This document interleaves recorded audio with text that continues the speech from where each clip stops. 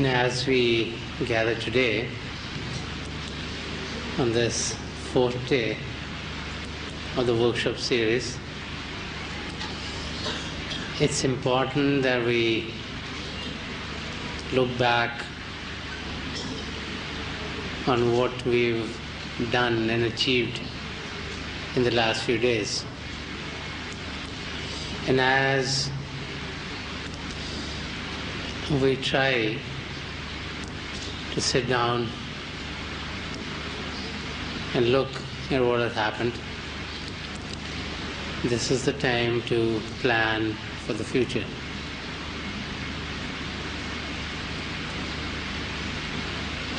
I've been asked to speak about the vision and the goals of the mission in the years to come. And so as we start to look in the future,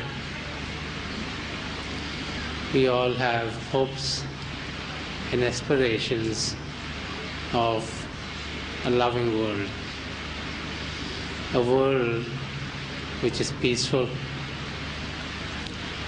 a world which is calm, a world which is blessed.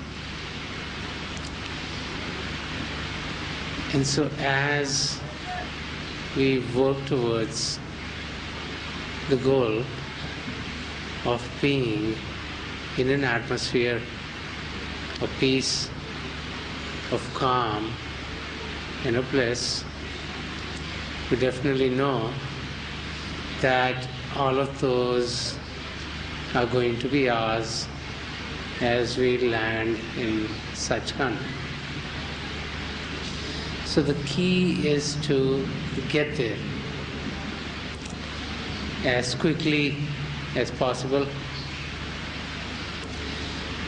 so that the eternal peace and bliss which all the great saints have been talking about can become a part of our life. And so as we sit together and as we try to focus on our vision for the world to come, for the mission, it's my hope that we all reach Sachkhand. Because any visions of this world or any gains in this materialistic world are of no use. And so the goal we need to set for ourselves is and has to be in the spiritual arena. Now when we look at the teachings of Sant Mat, we know that the emphasis in Sant Mat teachings has always been on meditation. The emphasis on Sant Mat today is on meditation, and the emphasis in the teachings of the great masters will always be on meditation. Because it is only as we invert, it is only as we take a look deep inside of ourselves that we are able to find eternal peace and bliss. And so what is very important is to be able to focus within oneself. As we look into the future, our involvement should be with those activities which are going to bring us closer and closer to God. Any activity that takes us away from God is something that we should be staying away from. Because this human life does not have enough hours to be meddling in those activities that take us away from our true goal, which is to merge our soul in God. And so as we try to reach that goal, as we try to reach a goal of being able to be in a state of bliss at all times, then what we need to do is to work on ourselves. So we should look at ourselves. We should analyze what we have been doing. We should not be critical or criticize ourselves, but we should be very just when we start to see what has been happening in our life. And as we take a clear look at ourselves, what we should do as we find what has been going on in our life is to see if those activities are going to make us reach our goal. Now, if we are on the right track, we'll definitely reach our goal. But if what we've been doing is not bringing us closer to God, is not bringing us closer to our goals, then we need to change course. We need to understand what it is that is going to help us reach our goal and mold our life accordingly. And as we start to focus on those activities which are going to help us reach our goal, what comes out loud and clear is that first of all, we need to make our lives according to the teachings of the great saints and mystics. So I would think that one of the first goals on an individual basis that we should have is the goal of being able to meditate regularly every day for a minimum of 2.5 hours. So that 100% of all our satsangi brothers and sisters would be able to fulfill that goal. The great saints have said that when we meditate for at least 2.5 hours daily, we are well on our way back to God. Now, as we meditate, our meditation should be accurate. So it shouldn't be that we sit for 2.5 hours and we are not meditating properly. So we need to perfect our techniques of meditation. And to me, that would be one of our goals. Another goal that I think we should set for ourselves is to make sure that we attend the satsangs regularly. As we attend the satsang, much benefit comes to us. A third goal should be to fill the diary regularly and truthfully,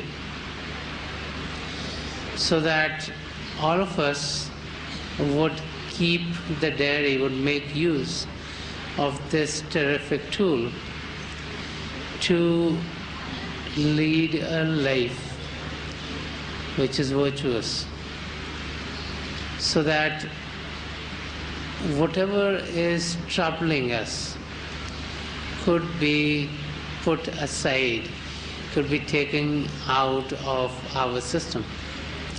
As we live in this world, there are many, many activities that bother us. We might be poor, we might get angry very quickly, we might be very jealous. These are activities that keep us away from our goals. And so, as we try to lead a truthful life, as we try to lead a loving life, as we try to lead a humble life, and love for all, irrespective of who they are, would come into our being. Many of the great saints have said, not only should we love our neighbors, we should even love our enemies.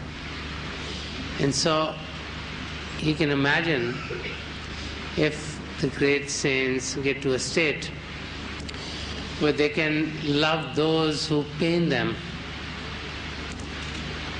how important it would be for us to also attain those heights.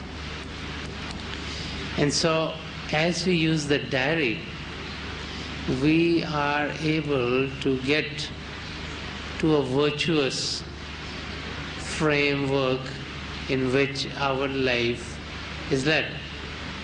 And so that, to me, would be a goal to attain, is to keep the diary on a daily basis, to fill the diary truthfully, to make use of the diary so that we can weed out the imperfections that we all have within ourselves.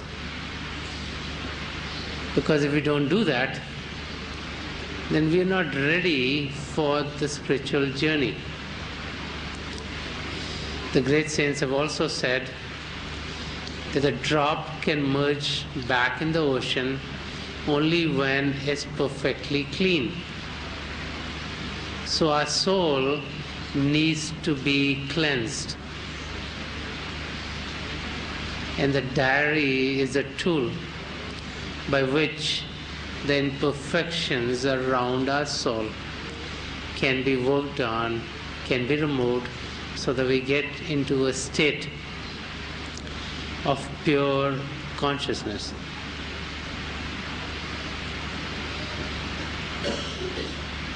Other goals that we should set for ourselves are goals which are collective goals, goals that we set as communities. As an example, we should set a goal to make our life in our family very harmonious, between husbands and wife, between lovers and beloveds, between parents and children, between brothers and sisters, and also in our workplaces. It is important that the environment be one which is conducive to spiritual growth. So as an individual, we have a great effect on the environment.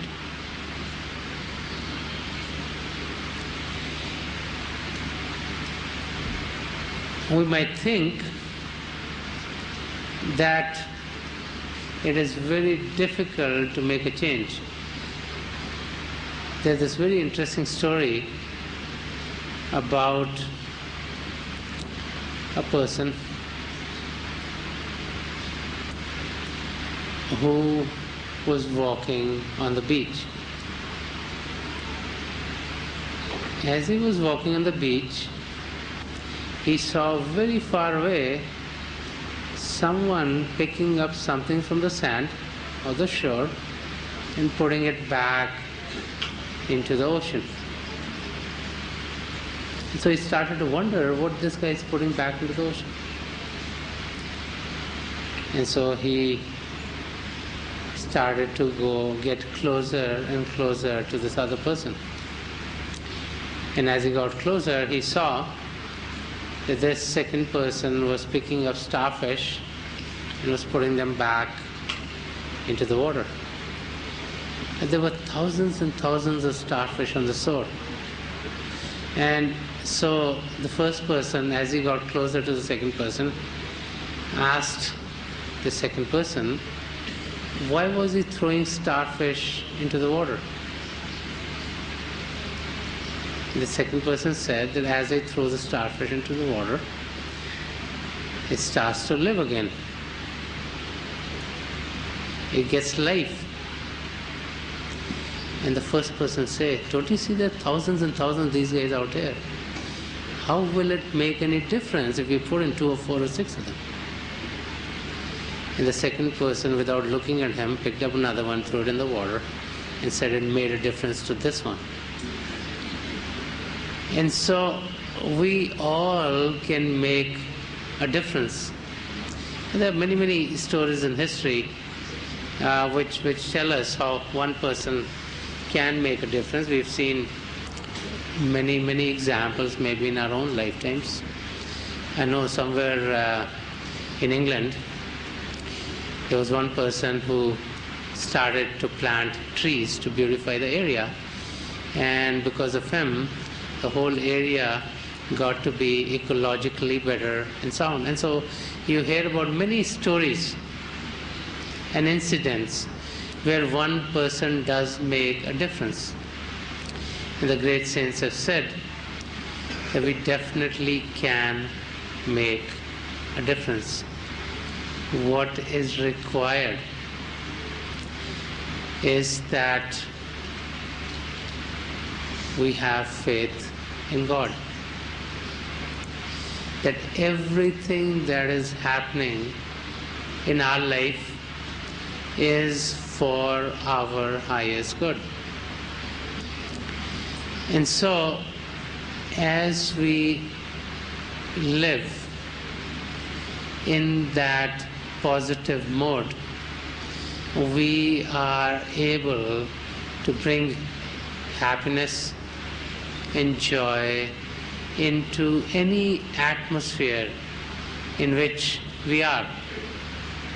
And so one of our goals should be to keep the atmosphere peaceful and calm, happy and joyous. Because if we are in that state ourselves, it will definitely help others. Another goal collectively that we should have, I think, is to be able to have our new brothers and sisters who come on the path be truly helped by us.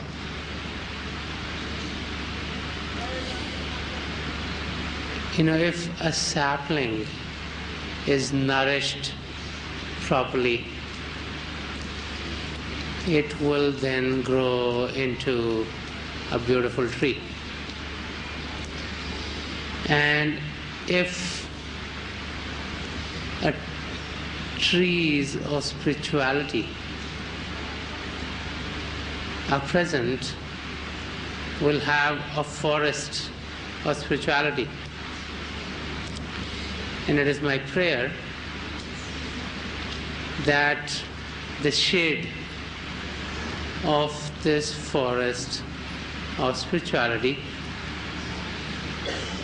be a shade which would provide us with the coolness that we need in the scorching heat of this materialistic world in which we live.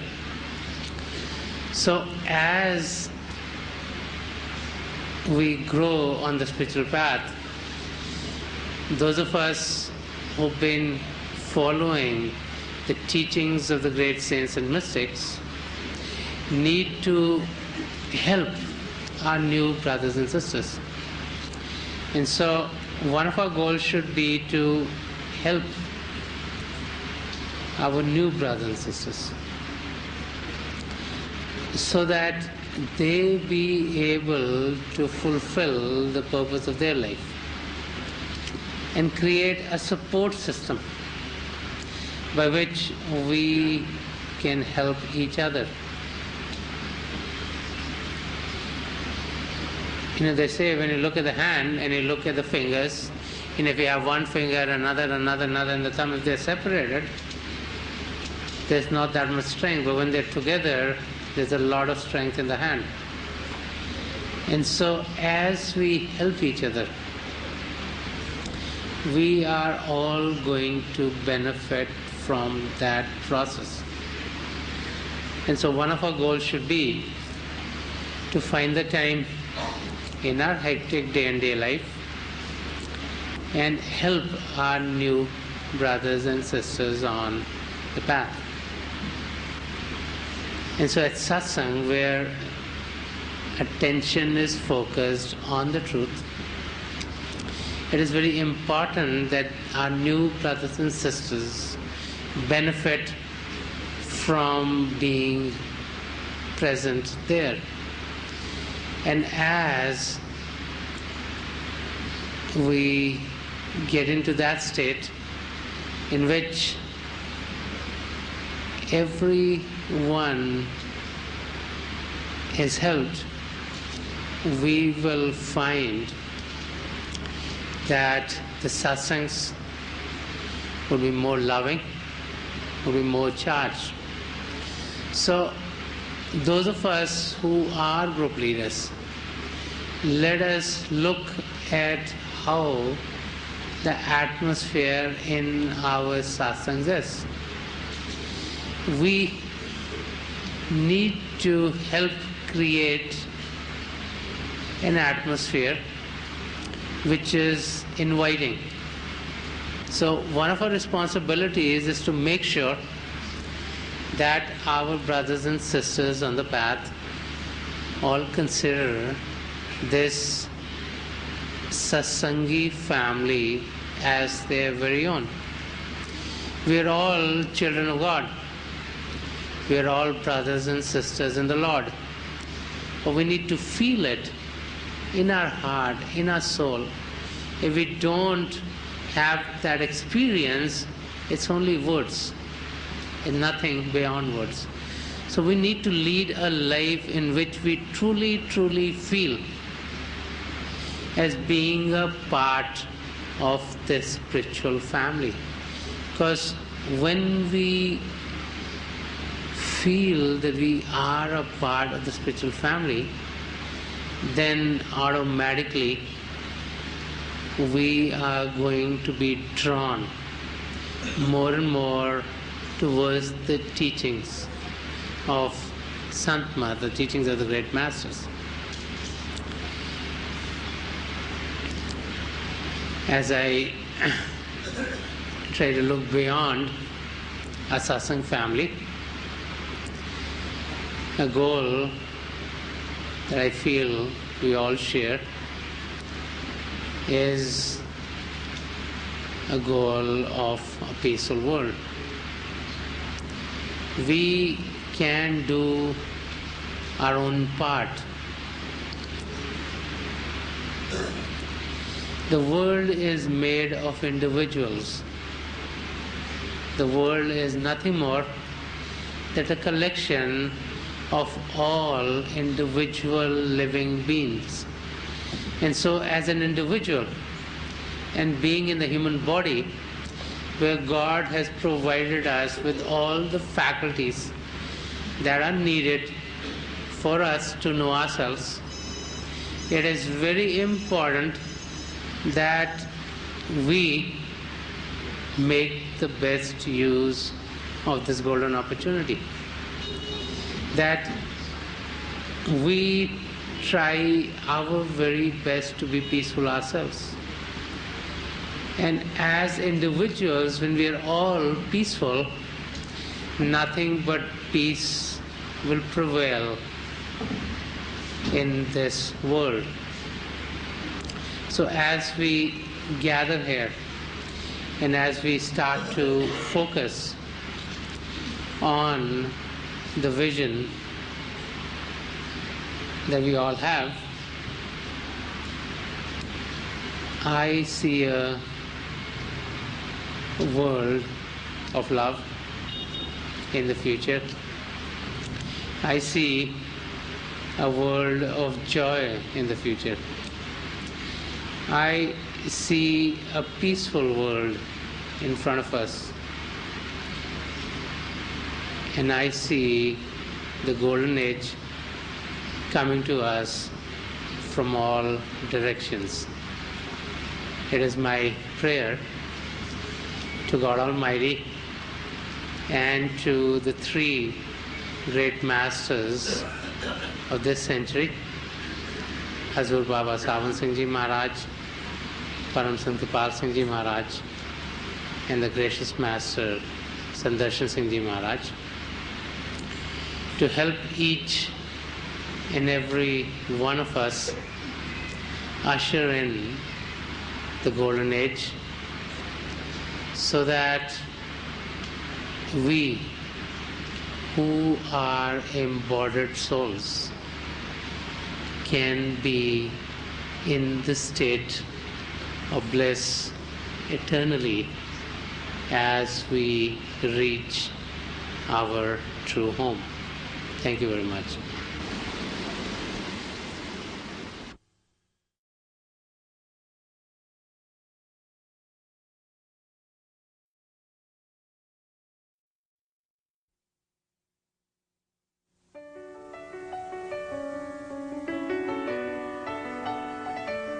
On September 9th through 12th, 1996, initiates from all over the world gathered to attend the workshops at Kripal Ashram in Delhi, India.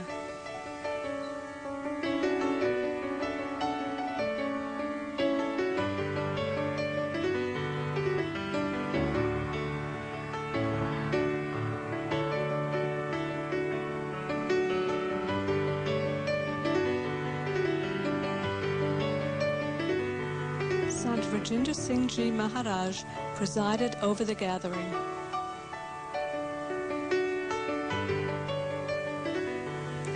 The main facilitators organized 4 days of interactive workshops.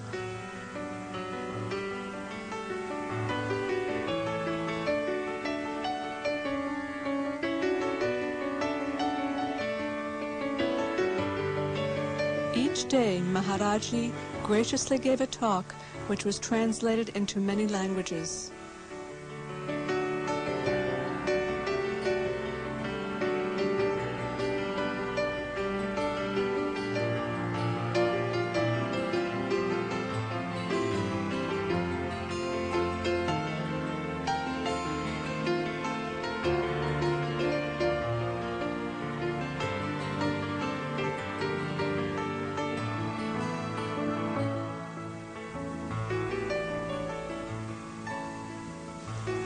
During the interactive workshops, Maharaji listened, answered questions, and shared his thoughts.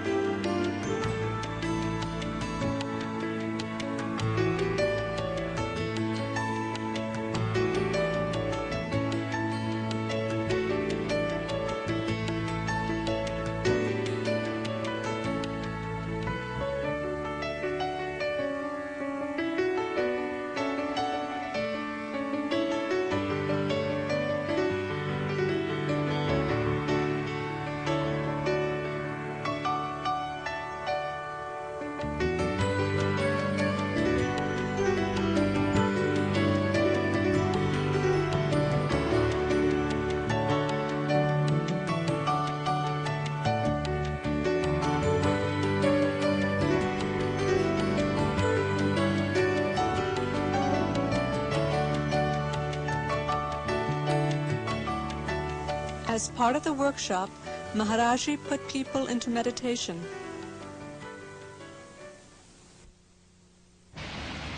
Meditation on the divine light and sound of God is a very simple process.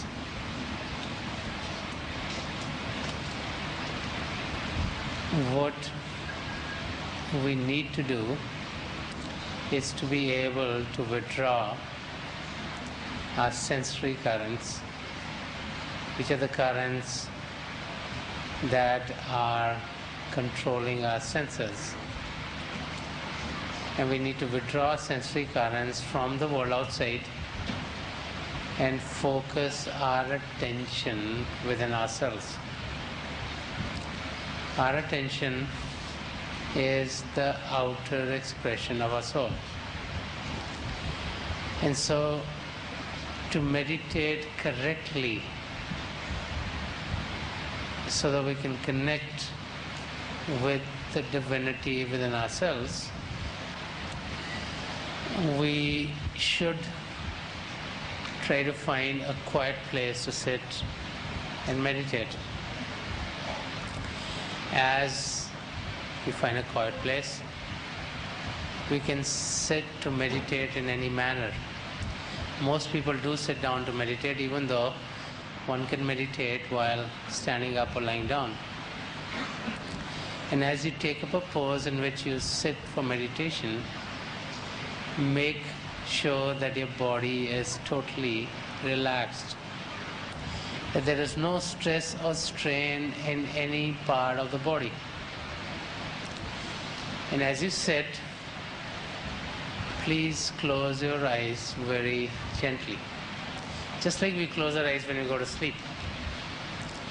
And as we close our eyes, our eyeballs should be straight, as if they are focused 8 or 10 inches in front of us.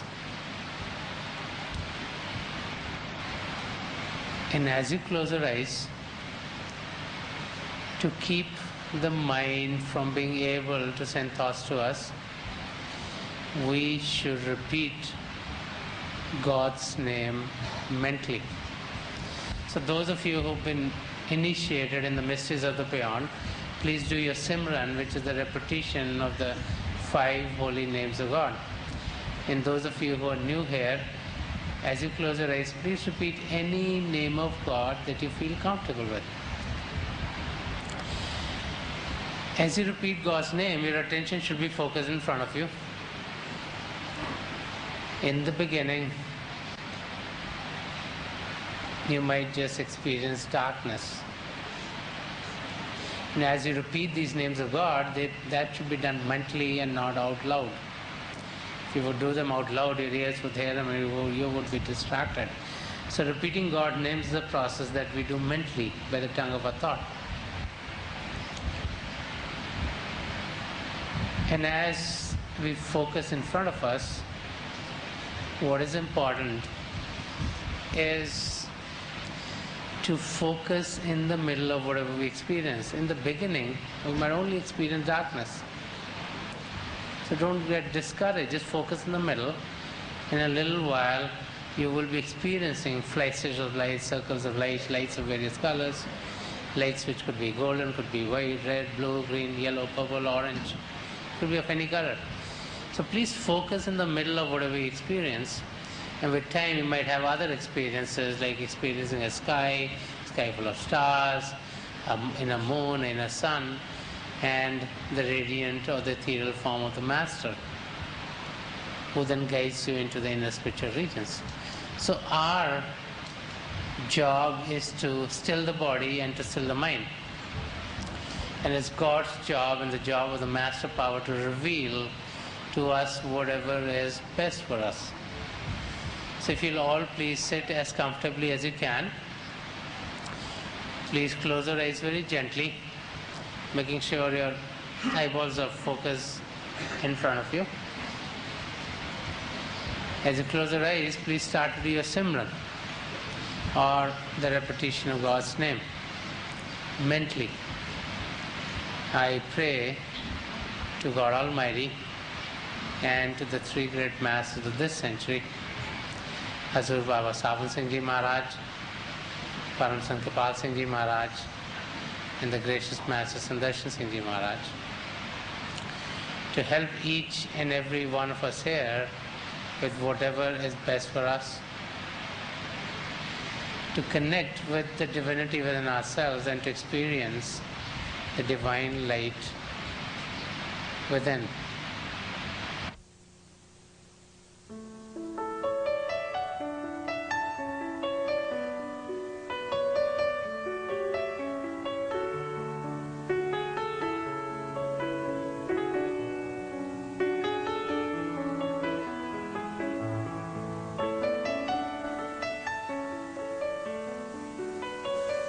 Participants were grateful to Maharaji for his kind attention and care.